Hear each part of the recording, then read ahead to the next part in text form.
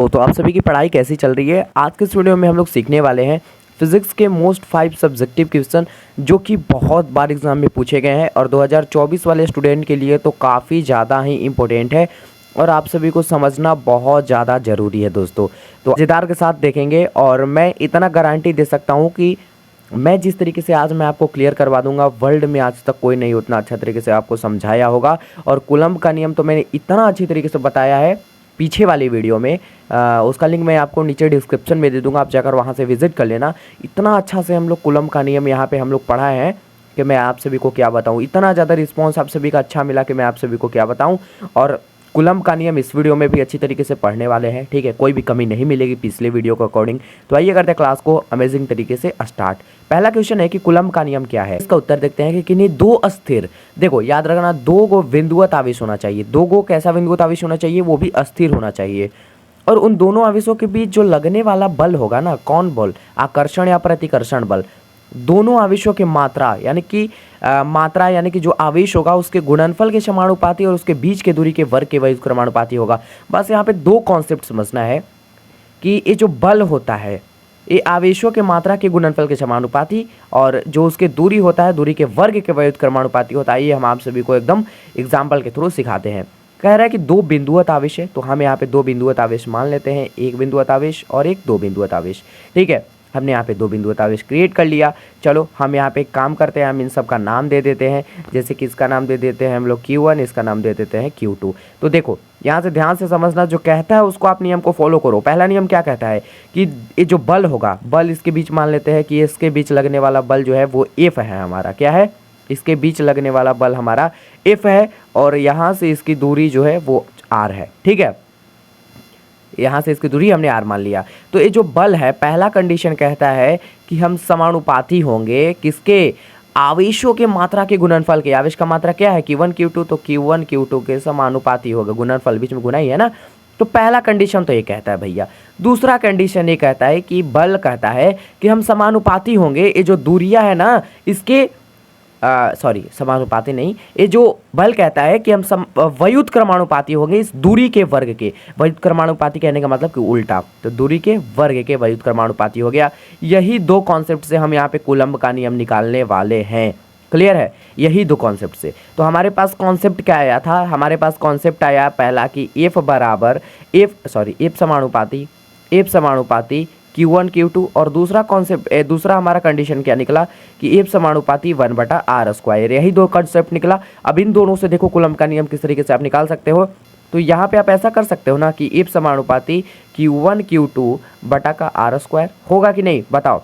दोनों को हम एक में करेंगे तो होगा कि नहीं, बिल्कुल होगा सर। उसके बाद यहाँ पे देख लो, उसके बाद आप यहाँ पे देख लो, मैं यहाँ पे इधर सॉल्व करता हूँ। ठीक है, उसके बाद आप यहाँ पे देख लो, अगर मान लो F है, अगर यहाँ से हम समानुपाती हटाना चाहें और यहाँ पे बराबर लाना चाहें तो कोई तो यहाँ पे एक कांस्टेंट आएगा। तो कांस्टेंट हम लोग मान लेते हैं K। क्या मान लेते हैं, K। और जब K मानोगे तो यहाँ पे हो जाएगा Q1 Q2 बटा r²। भैया यही आपका कूलम्ब का नियम है, यही आपका कूलम्ब का नियम है। वेरी सिंपल, कूलम्ब का नियम बहुत सिंपल है। तो F बराबर क्या करता है ना, K की जगह लिख देता है 1/4πε0, 1/4πε0 और Q1 Q2 बटा का r²। यही हमारा कूलम्ब का नियम बन जाता है, यही हमारा बन जाता है कूलम्ब का नियम। समझ गए, यही होता है। बस K की जगह यहाँ पे 1/4πε0 पुट कर देता है। ठीक है, चलो नेक्स्ट क्वेश्चन देखते हैं। कूलम्ब का नियम क्लियर हो गया अच्छी तरीके से। नेक्स्ट क्वेश्चन है कि गॉस का प्रमेय क्या है। ये भी बहुत ज़्यादा इंपॉर्टेंट क्वेश्चन है कि गॉस का प्रमेय क्या है। समझते हैं, आइए गॉस का प्रमेय भैया अच्छी तरीके से समझेंगे, इंटरेस्टेड के साथ देखेंगे। गॉस का प्रमेय क्या होता है। तो मान लो कोई बंद सतह है, क्या है, बंद सतह है, और इस बंद सतह से ऊपर गुजरने वाली जो विद्युत फ्लक्स होगी ना, विद्युत फ्लक्स क्या होता है। तो मान लो कोई सतह है, इससे गुजरने वाली कुल विद्युत क्षेत्र रेखाएं विद्युत फ्लक्स कहलाती है। तो ये जो विद्युत फ्लक्स होगी ना, बंद सतह के भीतर जो उपस्थित विद्युत फ्लक्स होगी, विद्युत फ्लक्स को हम लोग फाई से डिनोट करते हैं। ये जो गुजरने वाली विद्युत फ्लक्स होगी इसको हम लोग फाई से डिनोट करते हैं। ठीक है, ये जो फ्लक्स होती है इसके भीतर उपस्थित कुल आवेश का, इसके भीतर मान लो उपस्थित है Q आवेश, इसके Q आवेश है, तो Q आवेश का 1/ε0 गुना होता है। यानी कि जो फाई होगा ए किसके गुना होता है, ये जो आवेश है इसके 1/ε0 के गुना होता है। यानी कि इस फाई का वैल्यू आ गया हमारा Q बटा का ε0 और यही होता है हमारा क्या आ गया गॉस का प्रमेय से, फाई बराबर का क्यू बटा का एप्सिलॉन नॉट, यही होता है भैया मेरे गॉस का प्रमेय। नेक्स्ट क्वेश्चन, अध्यारोपण का सिद्धांत क्या है? 100 क्वेश्चन में से एक सबसे इंपॉर्टेंट क्वेश्चन, अध्यारोपण का सिद्धांत क्या है, ये अच्छी तरीके से समझते हैं। अध्यारोपण का सिद्धांत, अनेक बिंदु आवेशों में से किसी एक बिंदुगत आवेश का अन्य आवेशों में से प्रत्येक के कारण निश आवेश पर लगने वाला स्वतंत्र बलों के योगफल के बराबर होता है। मान लो यहाँ पे हम बहुत सारा आवेश बना लेते हैं और बहुत सारा आवेश में से किसी एक को ले लेते हैं, किसी एक बिंदुगत आवेश का देखो अन्य आवेशों में से कि प्रत्येक के कारण इस आवेश पर लगने वाला स्वतंत्र बलों के योगफल होगा। सॉरी, ये जो लगने वाला यहाँ पे एक चीज छूट गया है, लगने वाला परिणामी बिंदु बल कर लेना, परिणामी बिंदु बल, लगने वाला परिणामी बिंदु बल होता है, वो इस स्वतंत्र बलों के योगफल के बराबर होता है। क्लियर है?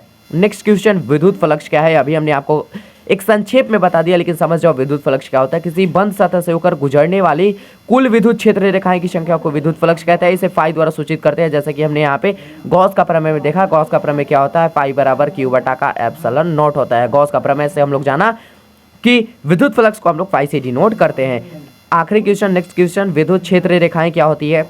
तो विद्युत क्षेत्र में मान लो कोई विद्युत क्षेत्र है और इसमें खींचा गया वैसा काल्पनिक रेखा जिसपे एकांक परीक्षण आवेश स्वतंत्र रूप से इस पे गति कर सके, चल सके, तो इसे ही विद्युत क्षेत्र रेखाएं कहते हैं। तो आज के क्लास में हम लोग 5 मोस्ट वीवीआई जो है सब्जेक्टिव क्वेश्चन देखा। अगर आपको पीडीएफ चाहिए तो हमारे टेलीग्राम पे आओ जल्दी, वहाँ पे स्लाइड बाय स्लाइड आपको पीडीएफ दिया जाएगा। और साथ में हमें सब्सक्राइब नहीं करते हो, आपसे भी कम व्यूज देकर, कम सब्सक्राइबर देकर, भैया पढ़ाई को देकर आओ, ना कि व्यूज और सब्सक्राइबर को देकर, समझ रहे हो? तो थैंक यू सो मच, मिलते हैं जल्दी की नेक्स्ट वीडियो में। थैंक यू सो मच, जय हिंद, वंदे मातरम।